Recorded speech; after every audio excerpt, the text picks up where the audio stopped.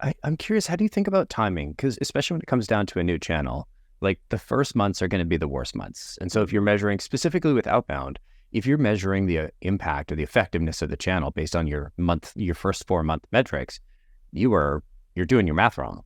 Yeah. Like it doesn't get good until 6, 12 months, which is probably what every sales development consultant or every outsourcing company for any demand gen channel is going to tell you. Like I've heard, content marketing, it takes a year. You got to do it for a year before the results start to kick in.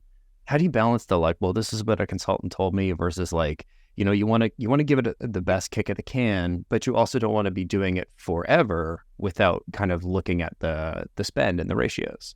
Yep. And I think that's an excellent question. And it's a challenge. It absolutely is. And the example that I'll give is one with Proposify as an example.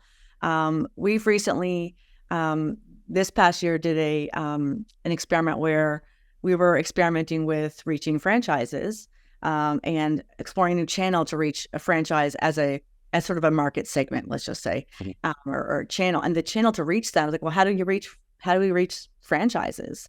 Where do they go? It's like, okay, well, from our research, it was like, okay, well, they're a very close-knit group and they do a lot of trade shows.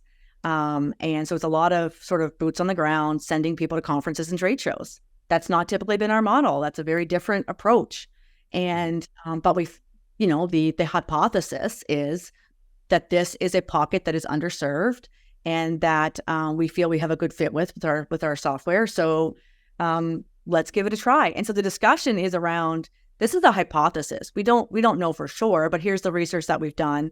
And then we talk about, as a team, we talk about what is the expectation in terms of timeline.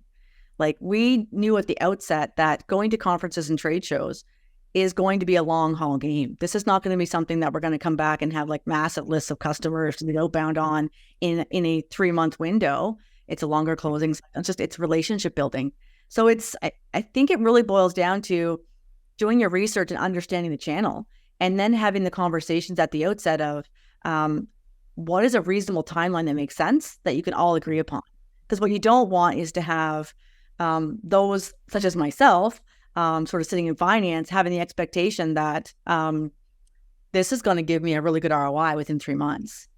But the sales team on the ground are saying, no, this was a longer, sales and marketing are saying, no, this is a longer term strategy where we're building relationships, and this is going to happen gradually over time with a sort of a land and expand approach. It's not going to be suddenly our pipeline fills up and we're going to have lots of deals coming out of this in the next 3 months.